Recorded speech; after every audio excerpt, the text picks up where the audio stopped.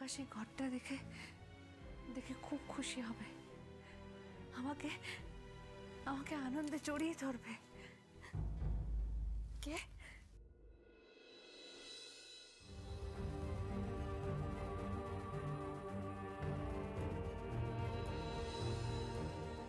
আকাশ।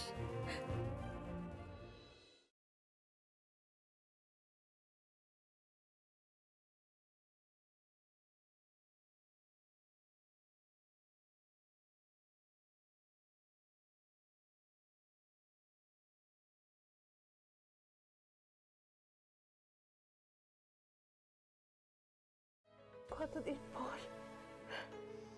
পর তোমাকে কাছে পেলাম আকাশ, কতদিন পর। আমি ভালো। আকাশ, আকাশ তোমাকে আর ছাড়তে ইচ্ছা করছে না, একদম ছাড়তে ইচ্ছা করছে না। মনে হয় এইভাবেই তোমার বুকে মাথা রেখে দিই সারা জীবন। একদম ছাড়তে ইচ্ছা করছে না তোমাকে। আমারও একদম ছাড়তে ইচ্ছা করছে না।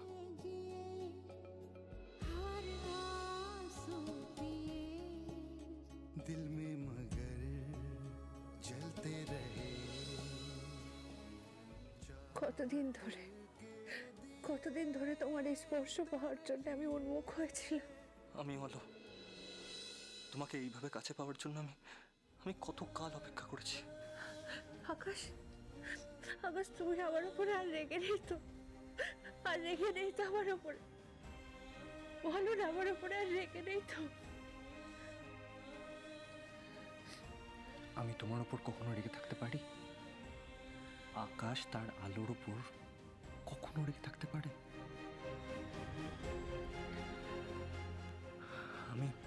আমি আমার পরিস্থিতির উপর রেগেছিলাম আলো, আমার জীবনের উপর রেগেছিলাম, কারণ আমার জীবনে তুমি ছিলে না। আলো আর কখনো আমাকে এরভাবে ছেড়ে চলে যাবে না তো? বলো না, যাব না, কখনো যাব না, কখনো আমি তোমায় ছেড়ে কোথাও যাব না। আর কিন্তু কখনো আমাকে এইভাবে ছেড়ে যেও না আলো, আমি সহ্য করতে পারবো না। দেখলে তো কেমন মরতে বসেছিলাম। এবার যদি যাও তাহলে কিন্তু সত্যি সত্যি মরে যাবো। না,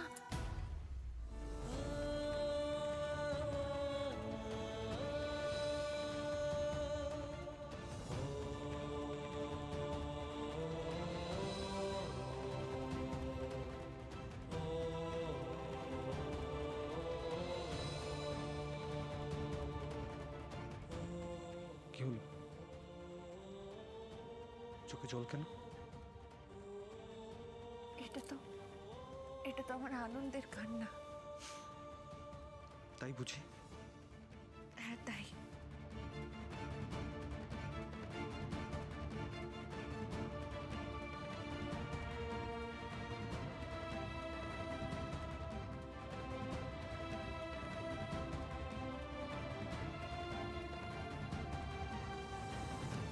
কি করছো? কি আবার করছি? আমি আমার বউকে আদর করছি। আরে কি হচ্ছেটা কি? হ্যাঁ, কেউ দেখে ফেলবে, দরজা খোলা আছে। দেখে ফেললে ফেলুক, আকাশ তার আলোকে আদর করছে। আকাশ, আকাশ দরজা খোলা আছে, কেন এরকম করছো? তাহলে কি দরজাটা বন্ধ করে দেবো? যা, অসভ্য কোথাকার। এতে অসভ্যের কি আছে? আমি তোমার কত দিন বাদে এইভাবে কাছে পেয়েছি বলো তো আলো? আমরা এক শহরে ছিলাম ঠিকই, কিন্তু তা মনে হতো যেন তুমি কত আলোকবর্ষ দূরে। না না আলো, এতদিন পরে তোমাকে এইভাবে কাছে পেয়ে আমি কিছুতেই হারাবো না, কিছুতেই না। তোমাকে হারিয়ে যেন আমি নিজেকেই হারিয়ে ফেলেছিলাম, শেষ হয়ে যাচ্ছিলাম। আমি তোমাকে আর শেষ হয়ে যেতে দেব না আকাশ, আর না। তোমাকে সুস্থ জীবন কাটাতে হবে, তোমাকে শিল্পীর জীবন কাটাতে হবে। আজকের পর থেকে আমাদের মধ্যে কোনো ভুল বোঝাবুঝির জন্ম হবে না। হ্যাঁ আলো, এত দিন ধরে একটা ছোট্ট ভুল বোঝাবুঝি আমাদের মধ্যে দূরত্ব তৈরি করে রেখেছে, আর নয়। আর নয়। আচ্ছা দেখো তো আকাশ, তোমার আমার ঘর গোছানোটা পছন্দ হয়েছে কিনা? হ্যাঁ, পছন্দ হয়েছে। কতদিন পর মনে হচ্ছে আমি যেন আবার আমার ঘরে ফিরে এসেছি, অনন্তকাল পর। যে ঘরে আমার আলো থাকে,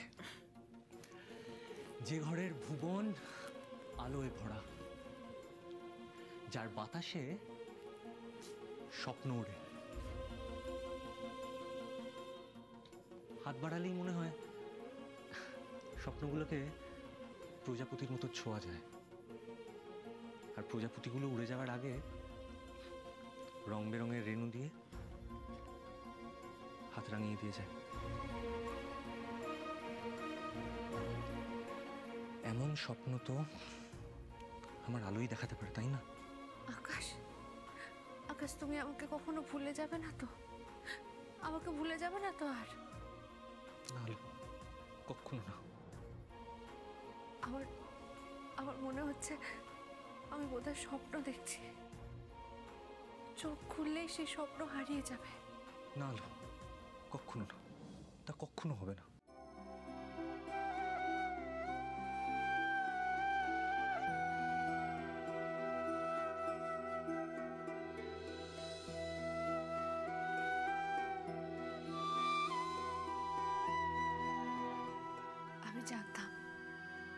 আমি জানতাম একদিন সব কালো মেঘ কেটে যাবে।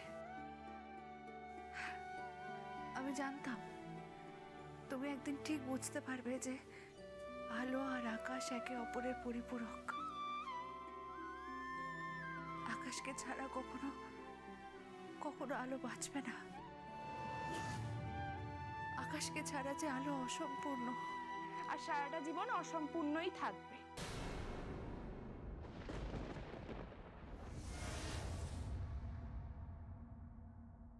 আকাশ,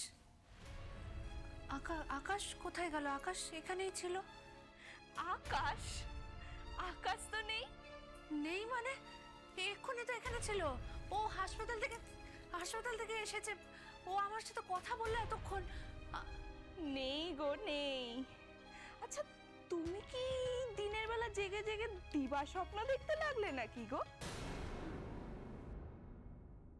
ও আলো, তুমি কি ভাইয়ার মতো ঢুকুঢুকু খেতে শুরু করলে? মেজদি ভাই, মুখ সামনে কথা বলো। আমার উপরে মেজাজ দেখিয়ে লাভ নেই আলো। তোমার বরের উপর রাগ হয়েছে, সেই রাগটা তুমি আমার উপর ঝাড়তে এসো না।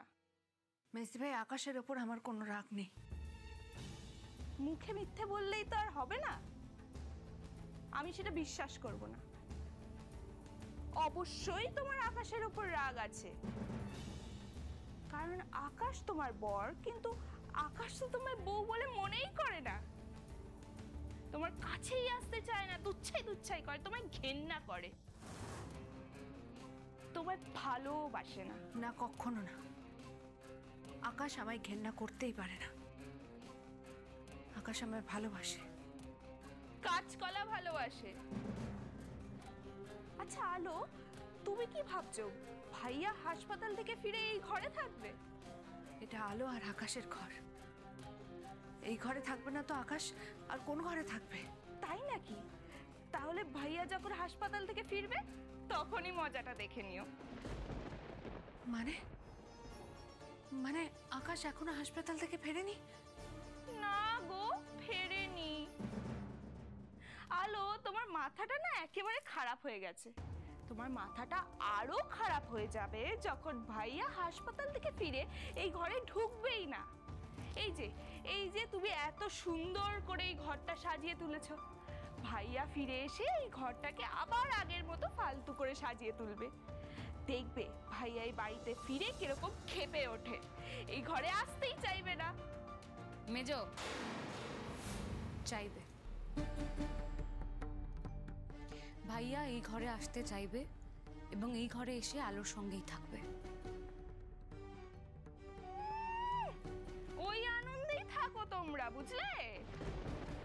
আচ্ছা, তুই এতটা শিওর হয়ে কি করে বলছিস যে ভাইয়া এই ঘরে আসতেই চাইবে না? আমি শিওর হচ্ছি কারণ ভাইয়া তো আলোকে সহ্যই করতে পারে না। ভাইয়া আলোকে ঘেন্না করে, সিম্পল। তাই নাকি? তাই। বাবারে বাবা, ওই আলো যা যা করেছে ভাইয়ার সাথে। এই কথাটা একদম ঠিক কথা বললি মেজ। সত্যি আলো অনেক কিছু করেছে, কিন্তু ভাইয়ার সাথে নয়, ভাইয়ার জন্য করেছে। ভাইয়ার অসুস্থ অবস্থায় ভাইয়াকে ঠিক সময়ে হসপিটালে নিয়ে যাওয়া, দিনের পর দিন সেখানে পড়ে থাকা, ভাইয়ের অপারেশনের জন্য জান লড়িয়ে দেওয়া, তোদের মতো লোভী হায়নাদের কাছ থেকে লড়াই করে টাকা ছিনিয়ে নেওয়া, এই সমস্ত কিছু করেছে আলো শুধুমাত্র আকাশের জন্য, ভাইয়ার জন্য। আর তুই এর পরেও বলছিস যে ভাইয়া এই মেয়েটাকে ঘৃণা করবে? পারবে? হ্যাঁ হ্যাঁ হ্যাঁ, ঘেন্না করবে করবে করবে। ভাইয়া এই ঘরে কিছুতেই থাকবে না, আমি তোমায় অভিশাপ দিয়ে গেলাম।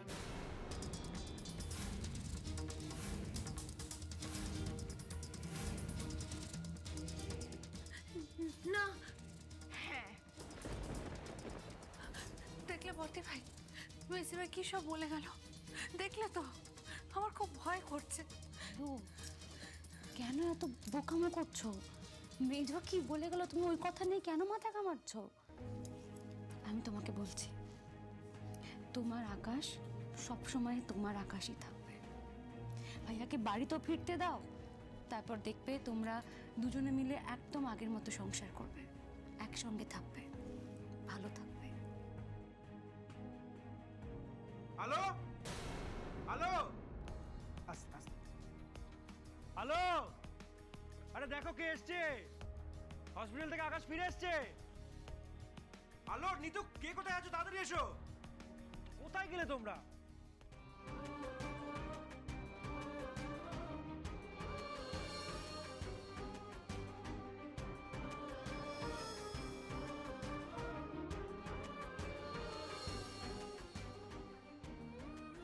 আকাশ, আকাশ এসেছে। আকাশ বাড়ি ফিরে এসেছে ভর্তি ভাই। আকাশ, আকাশ।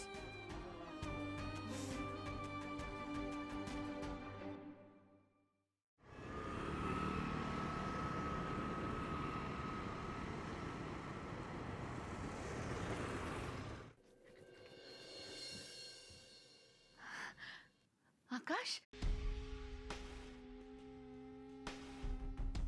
আকাশ, আকাশ তুমি এসে গেছো।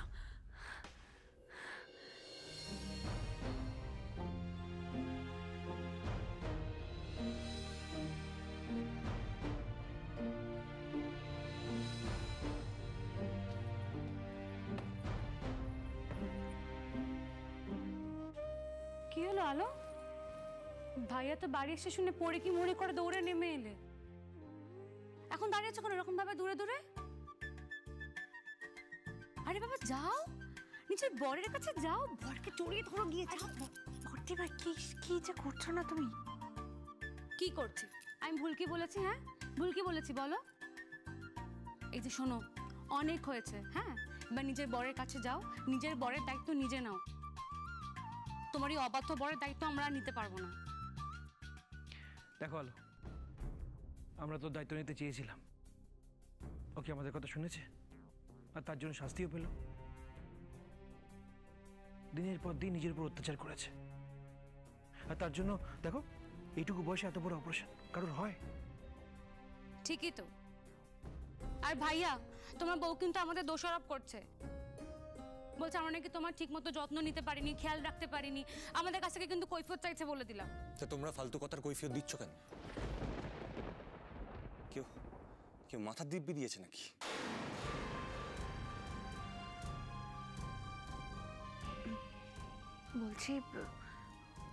বলছি আকাশ, তুমি কি এখানে আরেকটু বসবে নাকি ঘরে গিয়ে একটু বিশ্রাম নেবে? বিএম, আমার আমার এসব কথা পোষাচ্ছে না। তুমি কি আমায় এক কাপ কফি করে দিতে পারবে? না, ডক্টর তোমাকে কফি খেতে বারণ করেছেন।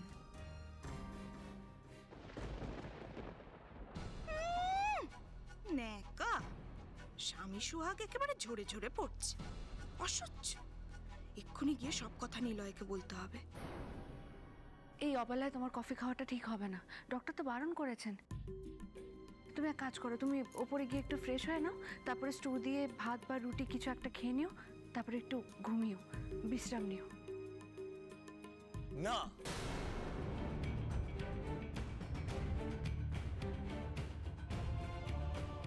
আমি আমি কখন বিশ্রাম নেব কি নেব না সেটা আমি বুঝবো।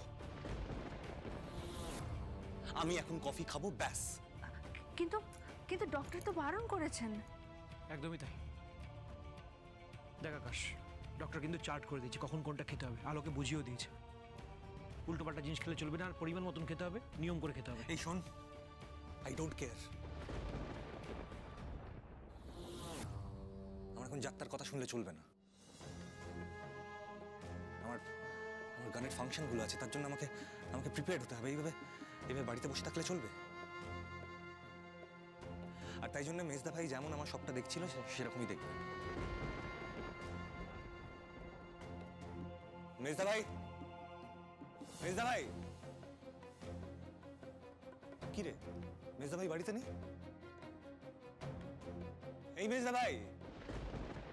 ভাইয়া নিলয়কে ডাকছে, আমি কি এক্ষুনি ওকে বলছি।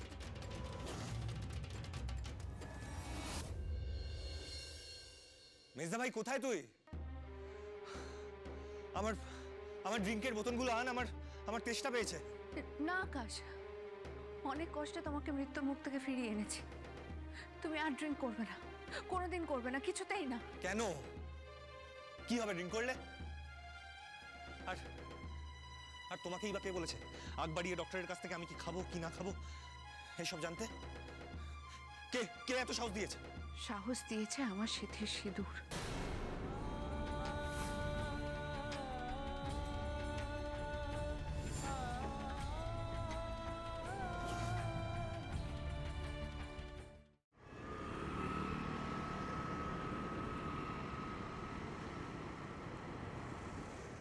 আমার হাতের শাখা পলা, আমাদের বিয়ের মন্ত্র।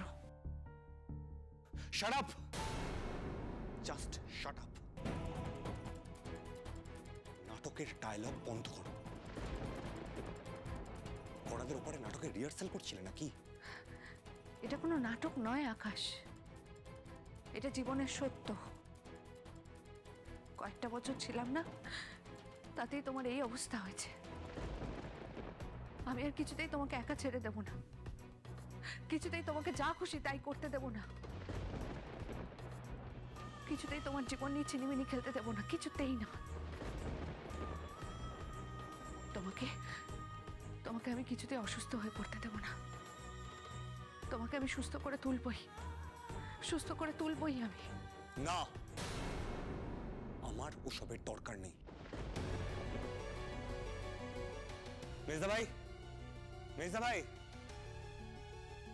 মেজদা ভাইকে ডেকে কোনো লাভ নেই আকাশ, তোমার যা বলার আমাকে বলো।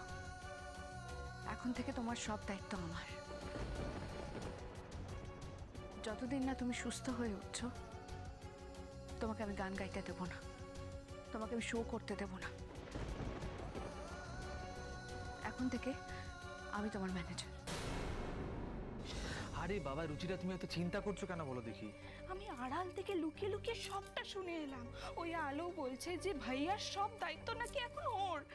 আর আলো যখন দায়িত্ব নিয়েছে তার মানে ও ভাইয়াকে নেশা করতে দেবে না। আর ভাইয়া যদি নেশা না করে তাহলে আমরা আমাদের আখেরটা গোছাবো কি করে? এই দাঁড়া দাঁড়া দাঁড়া, কি বললে? আলো আকাশকে নেশা করতে দেবে না মানে আকাশ নেশা করবে না? হ্যাঁ,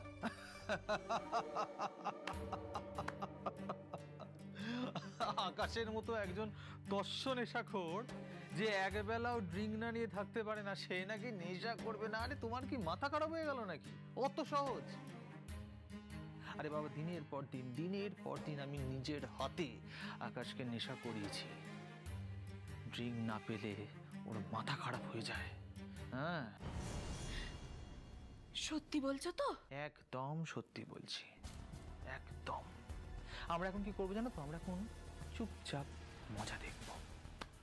অত সোজা? হ্যাঁ, হাতে ড্রিঙ্ক না পেলে না আকাশ একেবারে ভূতের নৃত্য শুরু করবে। হ্যাঁ, আর তখন আমি কেন, আলো কেন, পৃথিবীর কেউ ওকে সামলাতে পারবে না, একমাত্র ড্রিঙ্ক পারবে।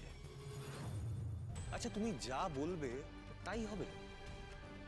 তুমি আকাশ সেনগুপ্ত দ্য রকস্টারের ম্যানেজার হবে? আচ্ছা তোমাকে আমি এসব করতে বলেছি যে তুমি আগ বাড়িয়ে এসব করছো? কি হচ্ছে আকাশ? আলো তো ভালোর কথা ভেবেই বলছে তোর, এভাবে রিয়াক্ট করছিস কেন? ভাবতে হবে না, ওকে আমার জন্য অত ভাবতে হবে না। আমার আমার যা ইচ্ছে আমি তাই করব। আমার যা খাওয়ার ইচ্ছে হবে আমি তাই খাবো, আর যদি ড্রিঙ্ক করতে ইচ্ছে হয় ড্রিঙ্কও করবো। না আকাশ, কিছুতেই না। হ্যাঁ হ্যাঁ, করতে ইচ্ছে হলে আমি করবোই। ভাইয়া, উত্তেজিত হয়েও না। তুমি অসুস্থ এখনো, সেটা মনে রাখো। অসুস্থ হলে অসুস্থ হয়ে পড়বো, কিন্তু ওর খবরদারি আমি সহ্য করবো না। ওর বসিক আমি মেনে নেবো না, কিছুতেই না। এই আকাশ, তুই কেন নিজের উপর এভাবে অত্যাচার করছিস? হ্যাঁ, কেন নিজেকে শেষ করে দিচ্ছিস? কেন শেষ করছি আমার ইচ্ছে বলে? আমার আমার শরীর, আমার যা ইচ্ছে আমি তাই করব। কি হবে? খুব বেশি হলে আমার আরেকটু শরীর খারাপ হবে, তার থেকে বেশি হলে নয় আমি মরে যাব।